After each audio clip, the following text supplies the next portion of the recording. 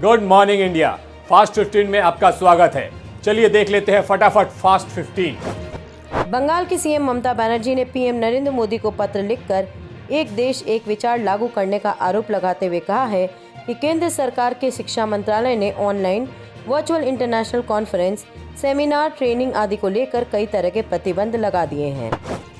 भाजपा के राष्ट्रीय अध्यक्ष जेपी नड्डा और प्रदेश अध्यक्ष दिलीप घोष की मौजूदगी में गुरुवार को अभिनेत्री पायल सरकार ने पार्टी की सदस्यता ली है।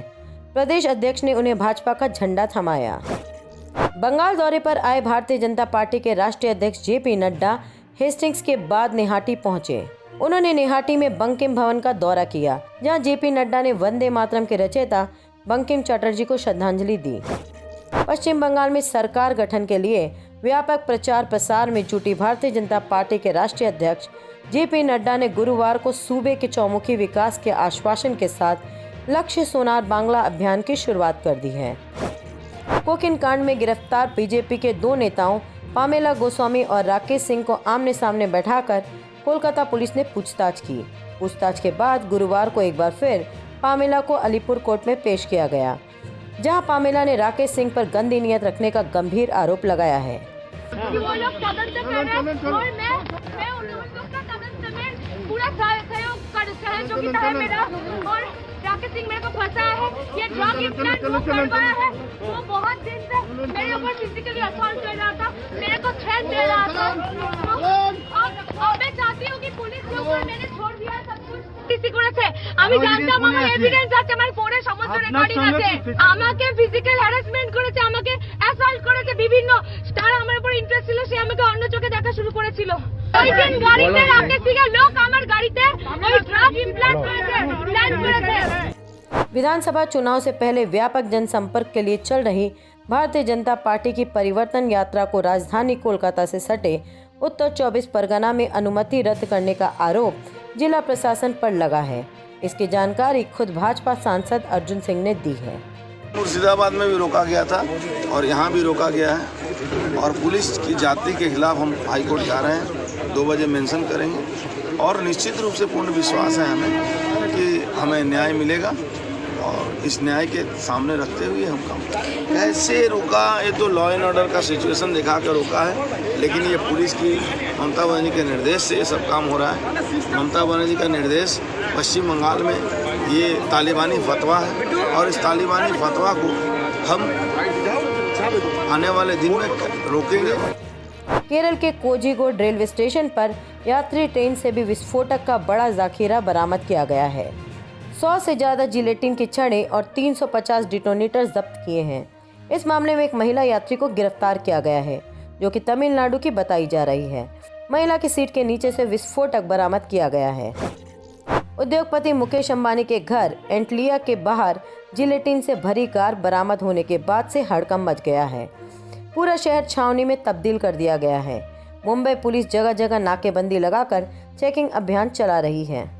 मुंबई में मुकेश अंबानी के घर के कुछ दूरी पे एक स्कॉर्पियो वैन मिली है। उस स्कॉर्पियो वैन में कुछ जिलेटिन पाया गया है। इसकी पूरी जांच मुंबई क्राइम ब्रांच कर रहा है। जो भी असलियत है जल्द से जल्द सामने आएगी। प्रधानमंत्री नरेंद्र मोदी गुरुवार को तमिलनाडु के कोयम्बटूर पहुंचे। यहाँ एक कार्यक्रम में उन्होंने राज्य के पूर्व मुख्यमंत्री एम.जी. रामचंद्रन और जयललिता को श्रद्धांजलि अर्पित की। इस दौरान प्रधानमंत्री ने तिरुपुर, मुटेर और तिरुचिरापल्ली जिलों में 4144 घरों का उद्घाटन किया। इस दौरान उन्होंने 12,400 करोड़ रुपए की लागत से कई विकास परियोजनाओं की आधारशिला रखी।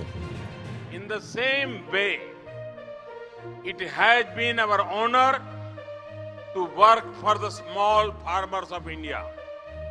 In the past 7 years, our efforts for the small farmers are aimed at giving them a life of prosperity and dignity.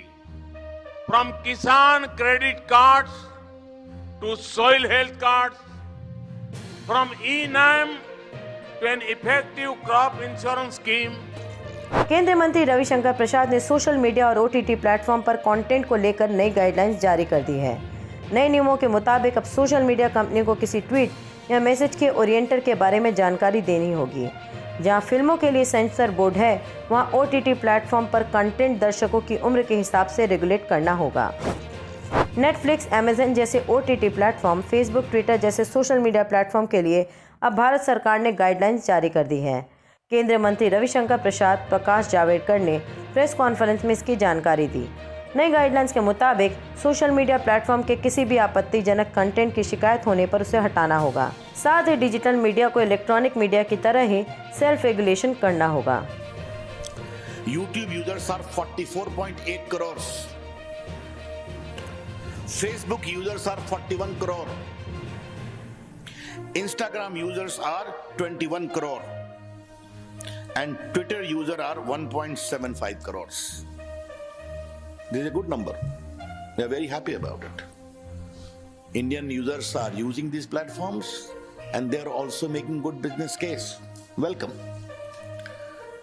But what has happened, as I indicated in the very beginning, concerns are being raised over the years about rampant abuse of these social media platforms. पहला है कि आपको एक grievance redressal mechanism रखना पड़ेगा, और इस grievance officer का नाम भी आपको रखना पड़ेगा, who shall register the grievance within 24 hours and disposal in 15 days. That is very clear. Second, if there are complaints against the dignity of users, particularly women, that expose their private parts of individuals, or nudity, or in sexual act, impersonation, etc., you will be required to remove that within 24 hours after a complaint is made. भारतीय अंतरिक्ष अनुसंधान संगठन ने tweet कर जानकारी दी है कि उसने PSLV C-51 रॉकेट के लॉन्चिंग को लेकर रिहर्सल पूरी कर ली है और अब 28 फरवरी सुबह 10:24 पर इस रॉकेट की लॉन्चिंग की जाएगी। पंजाब नेशनल बैंक में 1 अप्रैल से लेन देन से जुड़े नियम बदलने जा रहे हैं। इसको लेकर बैंक की ओर से अपने खाता धारकों के लिए महत्वपूर्ण सूचना जारी की गई है। PNB बैंक ने पुराने IFSC और MICR को 31 मार्च तक बदलने के लिए निर्देश दिया है। ऐसा नहीं करने पर ग्राहक ऑनलाइन तरीकों से पैसे का लेन देन नहीं कर पाएंगे। PNB घोटाले का मुख्य आरोपी और भगोड़ा हीरा कारोबारी नीरव मोदी की याचिका को लंदन की अदालत ने गुरुवार को ठुकरा दिया है। कोर्ट ने उसके भारत प्रत्यार्पित किए जाने को अपनी मंजूरी दे दी है। कोर्ट ने कहा है कि भारत की न्यायपालिका निष्पक्ष है। कोर्ट ने कहा है कि सबूतों के आधार पर नीरव मोदी को दोषी ठहराया जा सकता है। तमिलनाडु मुख्यमंत्री ने गुरुवार को 9वीं, 10वीं और 11वीं कक्षा की फाइनल परीक्षा को लेकर बड़ा आदेश दिया है। राज्य सरकार ने कोविड-19 महामारी के मद्देनज़र कक्षा 9वीं, 10वीं और 11वीं के छात्रों को बिना किसी परीक्षा के लिए अगली क्लास में प्रमोट करने का फैसला लिया है। आज के फास्ट 15 में इतना ही। कल फिर होगी आपसे मुलाकात।